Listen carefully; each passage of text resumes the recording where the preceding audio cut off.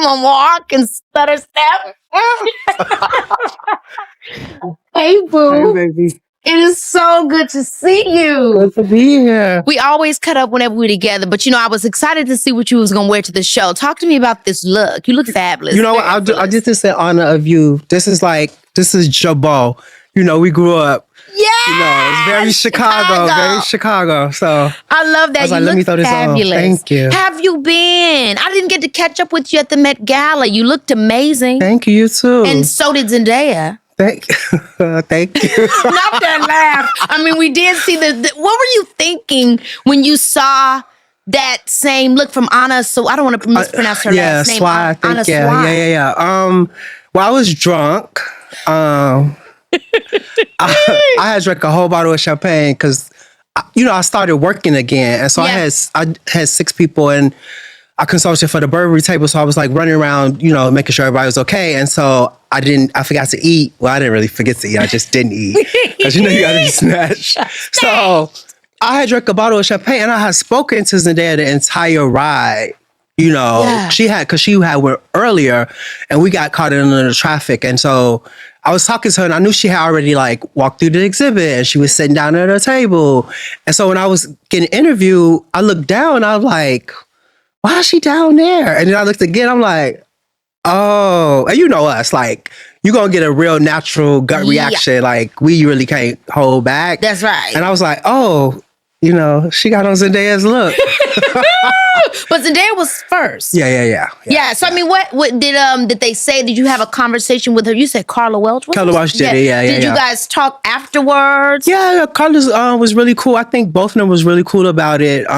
They was they just was paying homage to me and Zendaya, so I thought that was cute. Oh wow. Yeah, and it was they had 2 different inspirations. The looks was really, really similar. Sure. But that's okay. You know what I mean? It wasn't. I feel like this time around, the Met Gala wasn't about the biggest gown or the brightest color. It was about paying homage to the theme. And I think they both did that in a really beautiful way. Yeah, I couldn't agree more. Baby, this is Keke Palmer, yeah. This episode is presented in partnership with Airbnb. Baby, summer's calling, and she's got one thing on her mind: your next getaway. My take? Plan your trip by searching guest favorites on Airbnb because these most loved homes are ready for your next adventure. Let's get into it. Now, one thing that we also love about you, Law, other than your opinions and your looks, is your hair. Yeah. It's so fabulous. Now, I want to talk about the influence because you said in the New Yorker that your hair is a lot influenced by Cher, someone you really admired growing up. Yeah, it was I guess it was that, and it was just it was really inspired by this guy named Andre J, who was he was a social party promoter, stylist in New York in the club scene in the early 2000s. And I remember seeing him when I started running away to New York. And I remember seeing him at parties at clubs, and he used to have a beard, but he used to wear long hair. And at that time, it was just, I had never seen that. I never saw a black man do that. Yes. You know what I mean? I had never saw somebody present in this way that was very androgynous. That's right. You know what I mean? We don't use the word androgyny anymore, and I don't think that's a bad word. No. I kind of I feel I blur those lines sometimes, and it's about, that's why I feel comfortable in that. And he used to do that. And so I think I just took that note of that snapshot, and when it came around for me to kind of create this persona, I thought of him. And so that's really where that courage came from to do this. Oh my gosh. Well, shout out to Andre J. Is he still around? Yeah. Shout out to him. Love that we gave him that spotlight. But yeah, I love androgyny. It makes me think about Annie Lennox. Yeah. I loved her a lot. Absolutely. I'm very much so masculine charm with a feminine tribute. We know, baby. So it gives me life. Now, fashion, I realized it really is a tool to tell stories. And I think you're somebody who has really put that into the forefront. Yeah. So when you're styling yourself, what is the message or the story that you're telling about Law? That I really just don't give a I really am really confident in who I am. And you know what I mean? And I feel like I'm okay with not getting it right all the time. You know what I mean? and I also think that clothes should be lived in and worn and not put on this pedestal. Like, of course, I have pieces that because I collect, so I have things that I would never wear or whatever. But the clothes I do wear, like I wear them all the time. You know what I mean? It's like, and I just really don't really give. If I get it wrong, sometimes it's like it's part of life. Like it's just you're gonna make mistakes in fashion, and that should be okay. Well, quickly, I want to touch on you have clothes that you'll never touch. Let's get into that, T. What is that about? Well, I've been collecting for a while, and I have like a lot of Andre Leontali stuff. I bought a lot of stuff in a few auctions, and I've been collecting his pieces. So some things that I do wear and I will wear, but there's some pieces that I probably would never wear. Like I have like Chanel jackets that Carl made for him, and I just don't feel like I will have not the place to wear, but just like I just feel like it's so sacred. Yeah. Because there's two stories there. It's the story of Karl Lagerfeld and it's also the story of Andre. And I just feel like maybe I will wear, but as of right now, I don't have plans to wear some of those pieces. And so somebody might say, well, what made you get it? What was the reason to want that? You know what? I think so. Long time ago, you probably remember this, that when Oprah had a sale and she sold a lot of her clothes and shoes and stuff like that. And this one woman bought a pair of her shoes, and she bought it for the reason because she looked up to Oprah and who she was and what she's done. And she said she bought the shoes so that she can see what it feels like to walk in her shoes. Right? And so I think I'm a person that hears things and I kind of catalog things, and when they become appropriate for me, I pull it out. And so, to have something that was kind of made by this great designer for this great person that I looked up to gives me this energy to have just in my home, and I can go touch and see it and look at it and smell it and all those things, So it's just I have these things in my house that have come from powerful people. Yeah, it's an art piece, a collected edition that doesn't have to be worn to be appreciated for what it is. Sure. I mean, when did you start thinking about fashion like that? Because I'll be honest, some people probably just think about clothes like it's clothes. They don't necessarily tie it to the story of the designer and who I am at this moment in time and where I'm going and what it means to me. Yeah. But you do. Yeah. When did was that as a kid, or was that over the course of your love for style and fashion and then finding out the history of? Yeah, I think it's because I was born with a little sugar in my tank. Period. You know what I mean? Kool-Aid. It's like it's all the only talent I've ever had, and the only thing I really was able to appreciate is fashion and style, And so I just grew up with that appreciation, and then it's just I'm self-taught, you know what I mean? It's just like I just learn, and I'm always a student. Even now, I'm a student of the game, Yeah, well, I mean, you are the world's only image architect, That's rightfully right. so. Looking back on your looks, you've had so many. What would be the one that you think would represent the philosophy that made you coin the phrase, I'm an image architect, or the many moments, or the client? Yeah. Well, I think what people really know and appreciate me for is Zendaya and Celine Dion, right?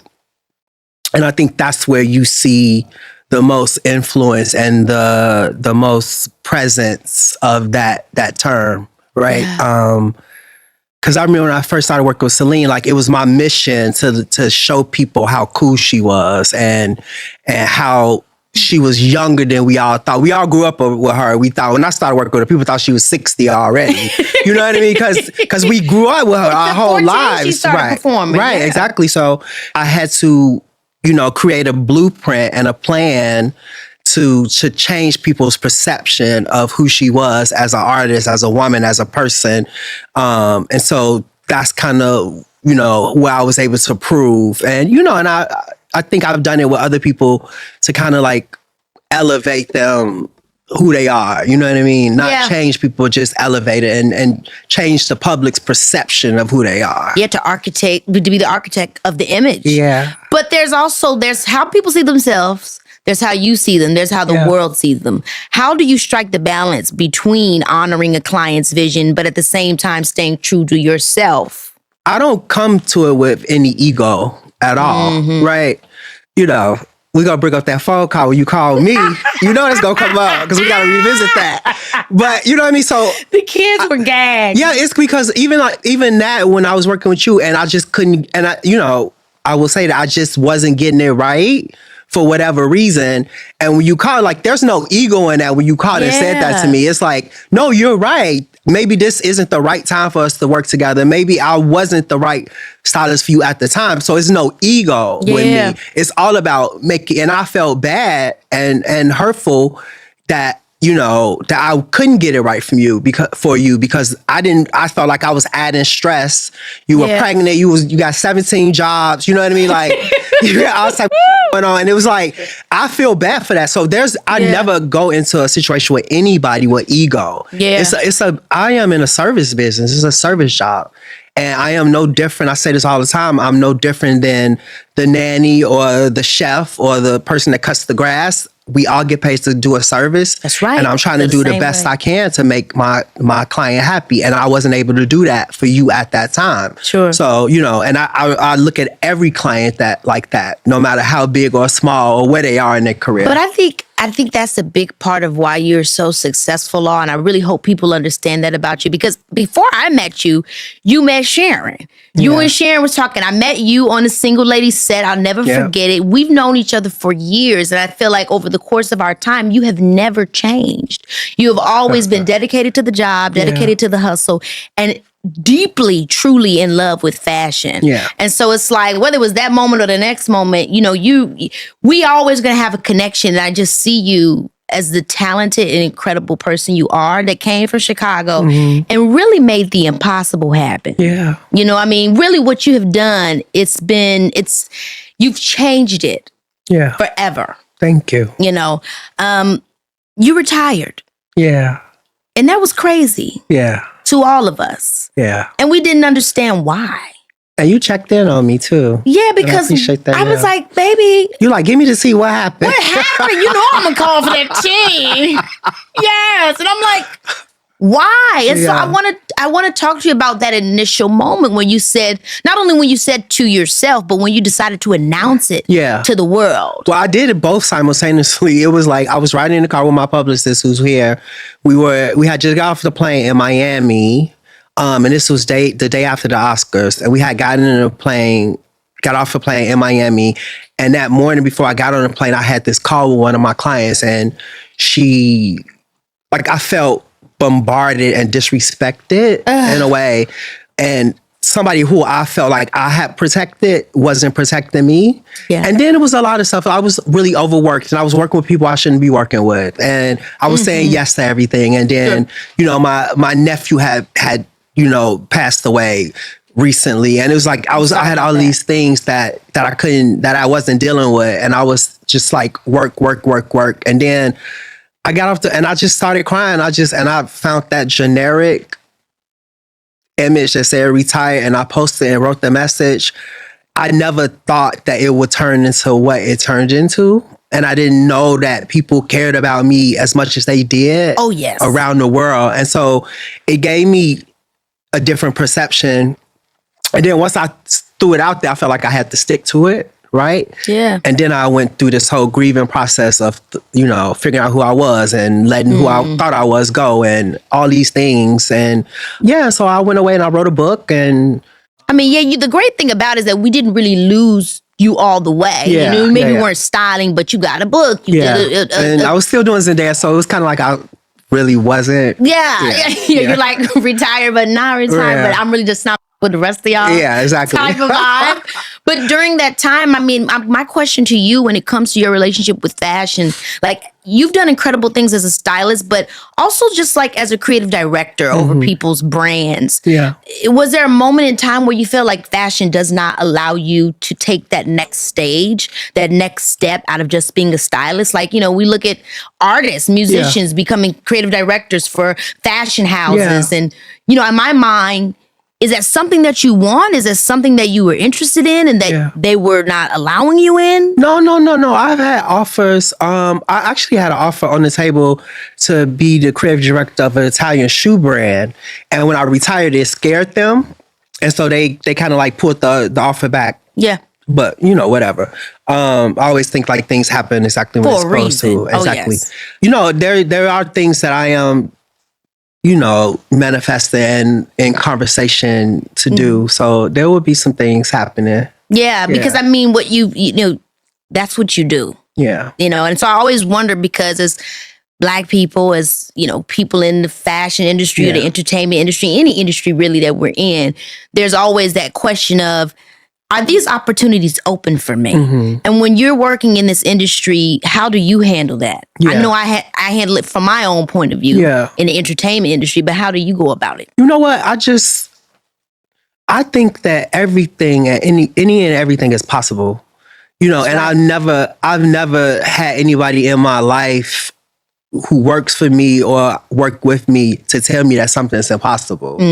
So I really believe that anything that I manifest, that I dream about, that I see myself doing will happen for me. That's right. And I think that's how I keep all that other out of the way, because I'm like, you can't stop what's meant for me. Nobody can. For what's for me is for me. That's right. I think that's how I'm able to stay positive all the time and think positive and move in a positive way, is because I really believe that no one can stop what's for me. Yeah, and I agree. I mean, I think, again, challenges are real, but that doesn't mean you stop. Yeah. You just keep going. You just keep going. At the Fashion Trust Awards, you said that you're officially back, open for business, and you introduced us to a new muse of yours, Ryan Destiny. So tell me about that coming back, why you wanted to talk about it at the Fashion Trust Awards. And obviously, I know why Ryan Destiny, because she's my girl, but I mean, let's talk about why for you. Well, I wanted to announce it because I knew the Met Gala was coming. And I was like, I want to be dramatic, I'm like, I'm retired in dramatic. I might as well unretire in a dramatic way. Yes. But I knew the Met was coming. I knew that I was going to be working with some new people, like a whole new roster of people. And Ryan is somebody who I just think she's extremely gorgeous and talented. Her mom, who manages her, she and I have been talking, and yeah, we just decided, I'm like, what, let's try it. Let's see what happens. Yeah, I love her. And I've been enjoying it. Yeah. I love her. I just love the recent look that you guys did, that baby doll look with the little bow. She looks fabulous. You've spoken about burnout. We talk about it all the time. We both be working several jobs. How do you pace yourself? How do you know when to pause and push? I mean, I'm sure the retirement sort of thing helped, but what did you learn in that about your relationship to work? I still don't have a great relationship to it, because I'm just like, what I did learn how to do is say no. And I also learned that no is a complete answer, right? And I don't have to have an explanation behind it. If I say no, it's no. And, in this business, like, you say no, and then people will tell you all the reasons why you should say yes. Yeah. And I think I used to fall for that. And now I'm just like, no is no, and don't ask me about it again. But I love to work, and I do thrive off chaos. You know what I mean? Like, I thrive off being super busy, and, I just love it. I don't have no man or no dog or no kids. So it's like, what else you got, girl? You know what I mean? But I do have a lot of real estate and a lot of other things. You know what I mean? Right. But, it's just like, I like it. I like to work like that. Yeah, but I'm not going to lie and say, I figured out balance, and I figured out, I figured out how to say no. Yeah, I don't really know if there's a whole, I don't know if it was Obama or somebody said that, I think it was Barack Obama that said there's really no such thing as work-life balance. Like, it's just like, especially if you do what you're passionate about, and I'm passionate about. People say, aren't you tired? I'm like, yeah, but I'm still up. You know what I mean? Because I love what I do. And so I think it's ebbs and flows. You make it do what it do, You are who you are. I do want to stop for a second and just, ask you how you doing about your nephew who you lost in 2021. And, how that's been for you, because obviously grief is a lifelong process. I feel for my brother and his, his partner. But yeah, it's just like, for me, it's those, we have the same birthday, so that's what makes it hard. But yeah, it's just like, it's the grief of knowing that you'll never know, I'll never see him become who he was supposed to be. You understand what I mean? Like, when you lose someone and you have memories, like, I really have memories of him too much, because I only saw him, he was 3, only saw him a few times because I was always working, you know, so I only have 1 or 2 memories of him. You know what I mean? So when I think of it that way, that's what makes it tough. And it's like, then it's the guilt of like, well, why you didn't make more time? But, you know, it is, Yeah. How do you deal with that? Because obviously I deal with it too since growing up in the industry where it's like you miss out on so many moments, pivotal moments. Oh, this person went to college or they went to the family reunion and, you make do with it. But like as time goes on, how do you handle that for yourself? I don't know if there's a right answer to that. Yeah. You know what I mean? It's just, it is what it is. We sacrifice for this business. We sacrifice for our careers. You know, you sacrifice for your child. You know what I mean? Like, I sacrifice so that I'll never have to go to bed hungry again. You know what I mean? Like, when you come from a place, you work so that you never have to worry about that again. You know, so the sacrifices they kind of like outweigh the things you missed in a way. They do. And I really do feel like that's that Chicago hustle. Like ain't nothing too hard for me to make sure that ain't what's happening again. So during your break, I want to go back to that because, you were retired somewhat with styling, but you put out your book, which we had that great conversation. Thank you again for having me there with you and Romani. It was a ball. I feel like you always plugging me into stuff, and I really love that you think of me. I love you. I love you too. I'm obsessed with you, actually. I know. She's like, I love you too. It's energy. Always. We was just saw each other on the plane. I was waiting for you to turn around. I'm like, and you was asleep. You know, I saw you first. Oh, you was all asleep, all pretty like Snow White.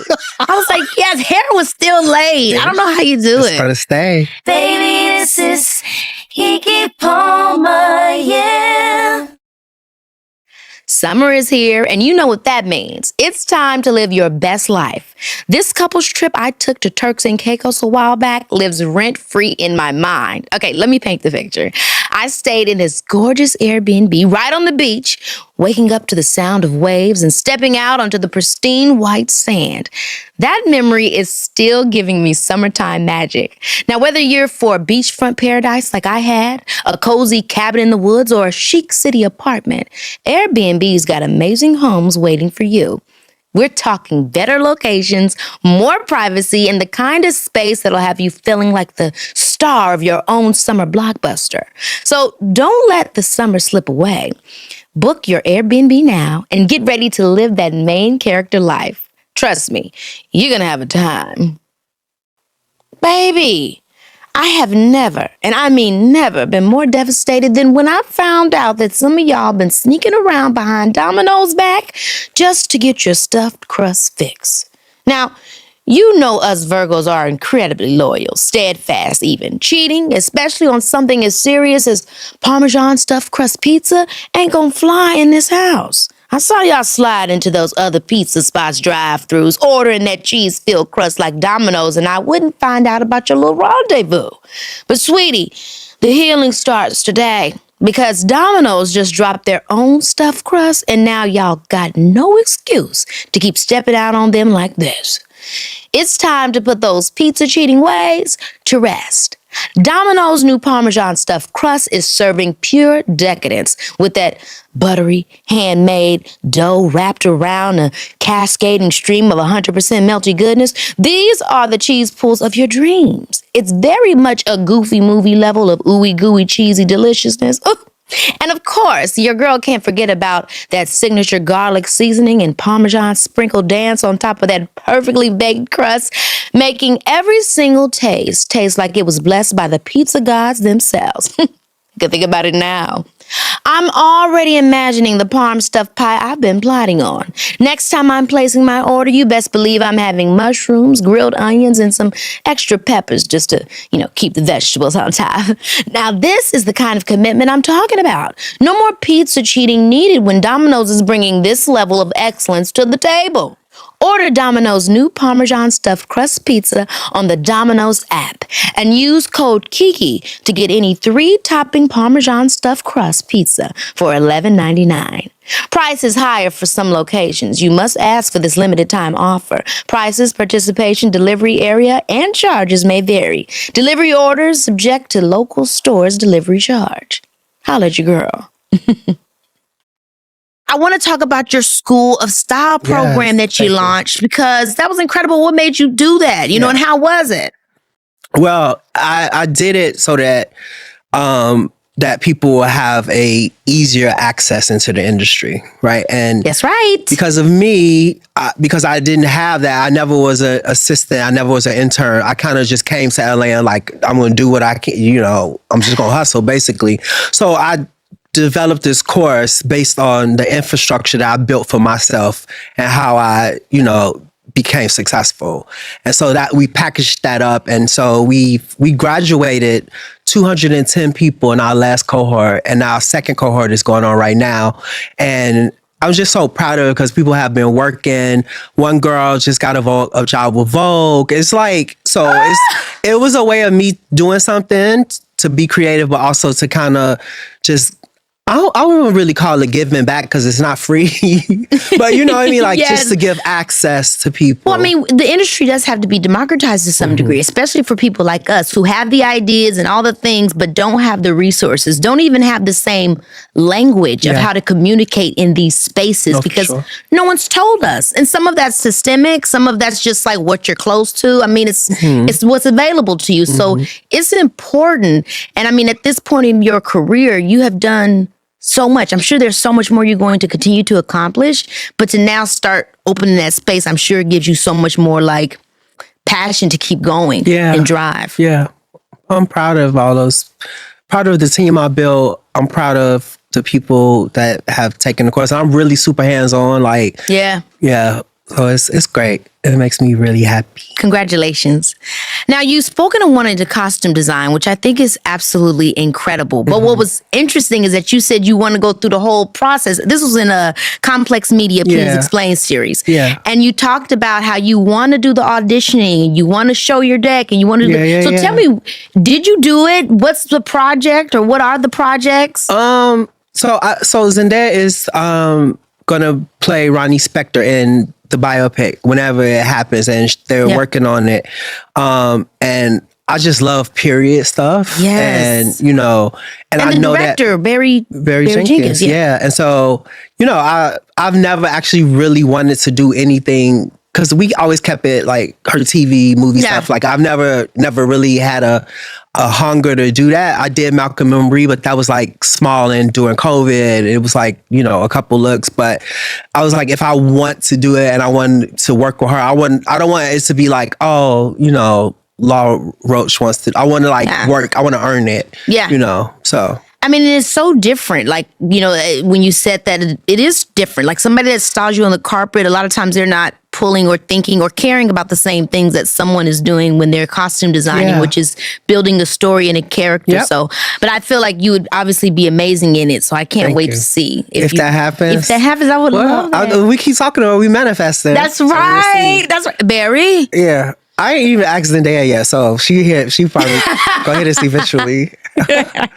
Now, you said that your business will look different at this time.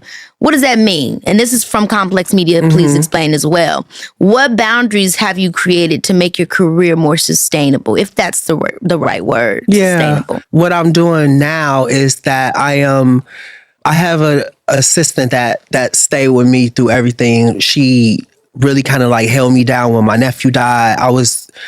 Became a editor at British Vogue, and I was doing this huge Hollywood piece where we had like 25 shoots, and we were shooting all the biggest stars that were in the run. You know, they do that that were nominated for the award season or whatever.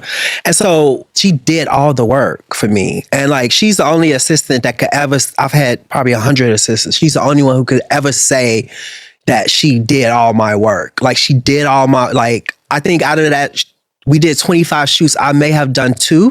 Wow. And she let me grieve, and she answered every email, and she stayed with me. Her name is Crystal. And she was my assistant in London. And she still works with me. And so what I'm doing now is, because I had built such a big business, and I'm rebuilding a big business. Like I'm giving her equity in my business and making her a partner. So and that's another way that I'm thinking like to make the business sustainable. And it's not just me, because my business was global, 24/7, 7 days a week. I had, 4 assistants in LA. I had an assistant in New York, assistant in London, assistant in Paris. So it just never stopped. Yeah. You know what I mean? And I want to build my business back to that place, but I don't want to do it by myself. So I'm making her a partner in the business and give her equity in the business. And that's incredible, because people don't understand me. No one can do it without their team. yeah. Now that's me, my assistant, my mom, my partners. It's a big deal. And you've had you've had other successful assistants that you work with. Cardi B's Colin Carter. Colin Carter, wasn't he your assistant for years? And so now I just love to hear about that. You know what I mean? Because it's important, and we want them to grow with us. Yeah, because what it is that you don't want to leave this industry or this world and not have a legacy, right? And so your legacy should not, for me, it's not, I just put a bunch of pretty girls or did this pretty work in fashion, but my legacy, I want my legacy to be that I help people, right? And that's also the way that you become immortal, right? Because the people you help will never stop talking about you, and you won't be forgotten. There are people who have risen to great heights, and we don't even hear their names anymore because they didn't leave a legacy and they didn't elevate anybody else with them. It kind of could seem a little selfish, like saying you want to be immortal, but I don't want my contributions to this industry and to this world to be gone when I leave. Well, people need a blueprint. Mm-hmm. Also, with what you just said, sounds like you could be wearing that Andre Leon Talley Chanel coat sooner than you think. Because he's one of those people. Right. And I definitely think you are one of those people that we're seeing in real time grow to that place. Because, yes, you should be remembered so that people know a path that they can walk. Even if they deviate from it. Yeah. They still know it existed. You give them a reference point. That's right. Like, I love that. I love when people are like, oh, I was able to get more money because you had already done this before. And it's like, I didn't have that. I had to fight for all that. We had to be scrappy and argue with people and walk away from deals and all type of stuff to get to the place where, that's right. I was paid right. I mean, do you think there are you kind of said it, but maybe even more specifically, parts of the industry that were forced to shift because of what you did, because you pushed back against absolutely. But it wasn't me alone. It was Zendaya. She fought that fight for me. You know what I mean? Like, we made a promise to each other. Like, I said I would do everything I can that I know how to do, and I will learn everything I can to make sure that you're elevated. And and she said, in every step of the way, I'm going to take you with me.